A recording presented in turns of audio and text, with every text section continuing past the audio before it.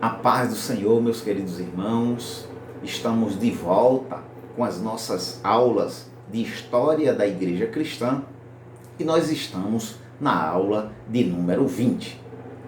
Na última aula, nós vimos que em 1520 o Papa Leão X ele lançou a bula Exsurge Domini, que resultou na excomunhão de Martinho Lutero.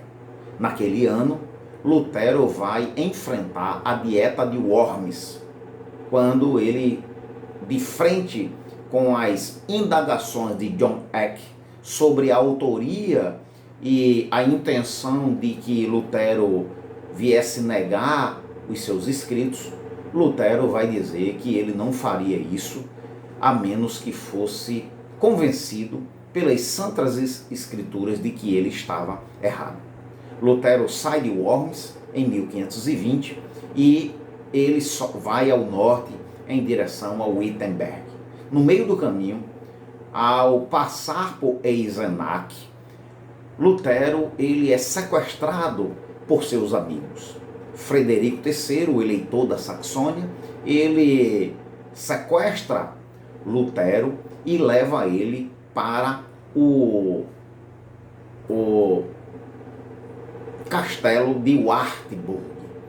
E ali o Lutero fica até o ano de 1522. Então Lutero passa ali de maio de 1520 a março de 1522, ali seguro, num castelo que geograficamente era seguro e as suas muralhas também eram quase que intransponíveis. E diante dessa segurança, as pessoas vão dizer a Lutero: Lutero, enquanto você estiver aí, você está muito seguro, ninguém mexe com você, ninguém tira a sua vida. A resposta a essa afirmação é que Lutero vai compor ali o hino da Reforma e dizer aos quatro cantos: Castelo forte é o nosso Deus, amparo e fortaleza. É ali e nesse período que Lutero vai pegar o Novo Testamento de Erasmo em grego e traduzi-lo para o vernáculo alemão. Com isso, Lutero consolida a língua e também a nação germânica, ok?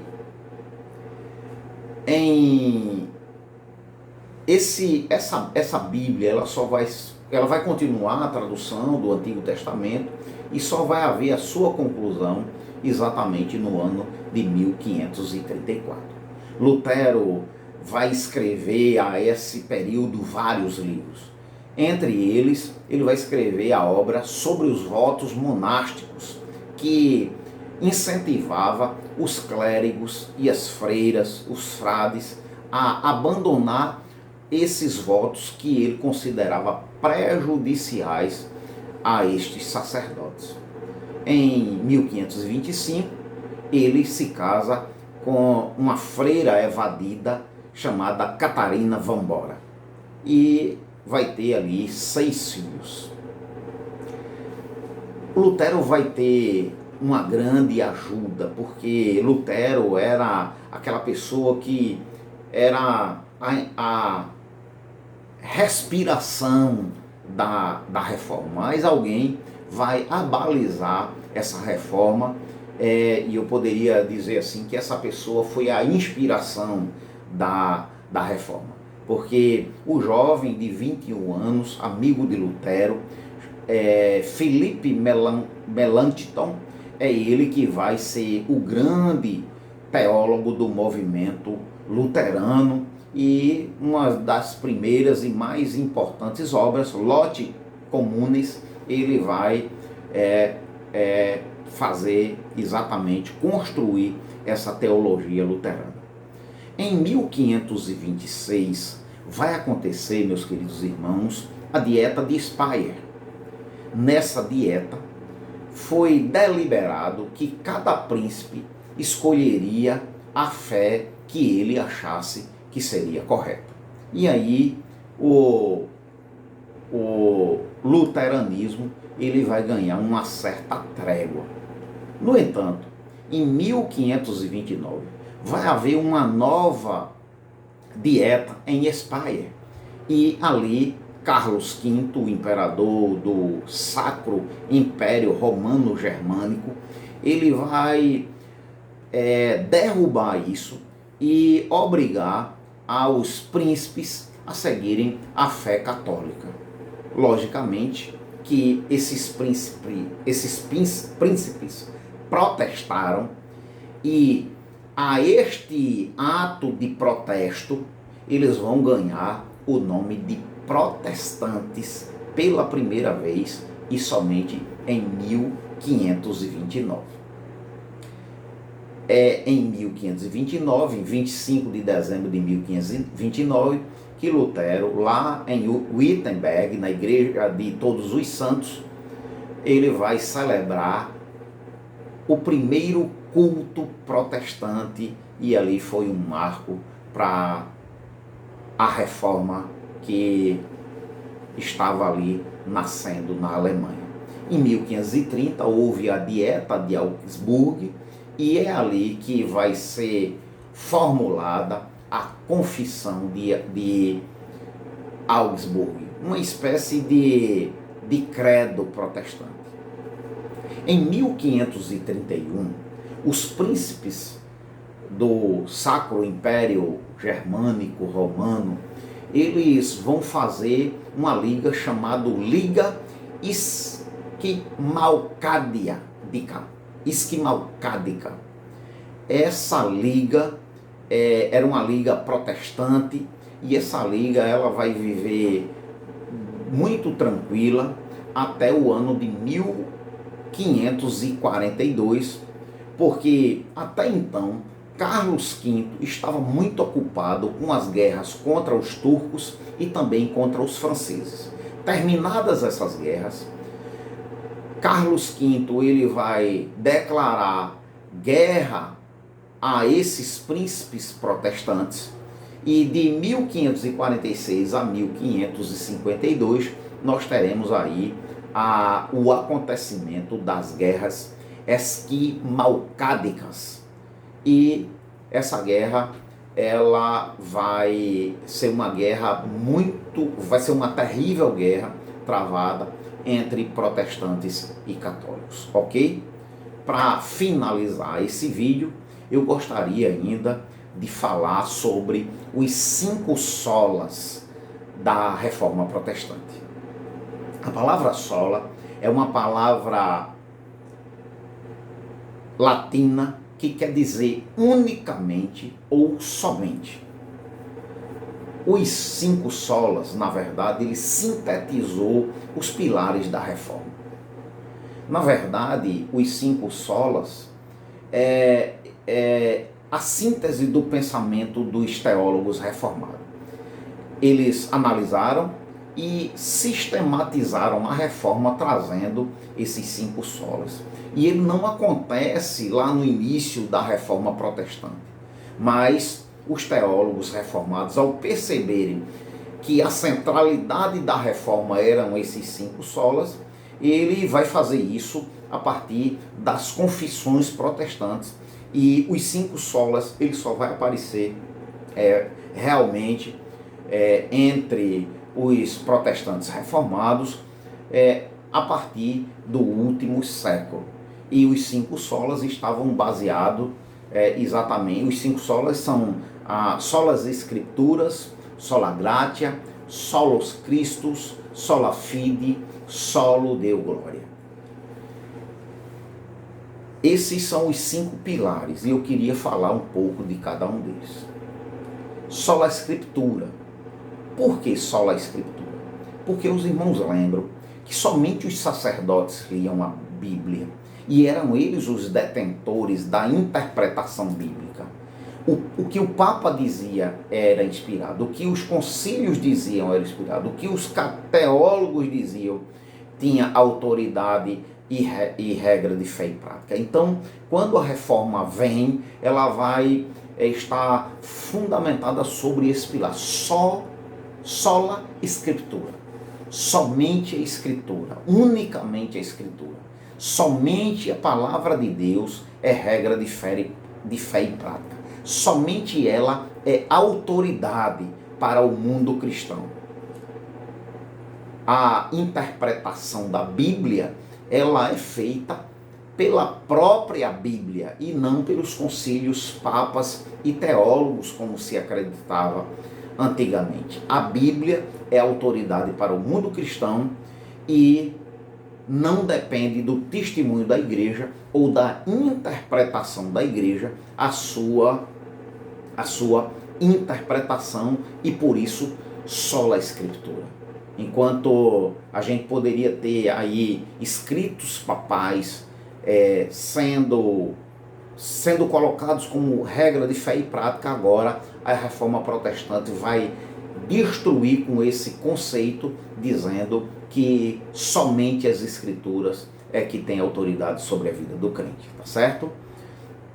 O outro sola é sola fide, somente a fé, unicamente a fé. E a gente vai ver aí que a ideia católica romana era tentar aliar a salvação sendo conquistada através da fé mais as obras. Havia um mérito humano na salvação. Pelo esforço do homem, ele poderia conseguir a salvação. E por isso o perdão era comprado. Quem tivesse dinheiro podia alcançar o perdão para a sua própria alma, ou o perdão também para a alma dos seus parentes mortos, como nós já vimos aqui no último vídeo. E aí a reforma protestante vai trazer esse pilar, somente a fé. Nós somos salvos pela fé. A Bíblia diz em Efésios que nós somos salvos pela fé. E essa fé não vem de nós mesmos, é dom de Deus. Ela não vem das obras para que ninguém venha se gloriar. Nós jamais, meus amados irmãos, pelos nossos atos, pela nossa justiça, nós alcançaríamos a salvação. Haja vista que a própria Bíblia nos informa que a nossa justiça é como o trapo de imundícia. Somente pela fé nós somos salvos. Logicamente que a fé, ela vai requerer de nós as obras. Abraão, no capítulo 15 de Gênesis, ele é imputado sobre ele a fé, e essa fé ela vai ser testada lá no capítulo 22 através de suas obras, quando o Senhor pede a ele o filho a quem ele tanto amava. O terceiro sola da reforma é sola gratia, somente pela graça. Não é pela venda de escritura, é pela graça. É favor que nós não merecemos. Jamais as obras conseguirão a salvação. Jamais as nossas obras conseguirão isso. Somente pela graça. Não é pelo nosso senso de justiça, mas é pela misericórdia de Deus. Porque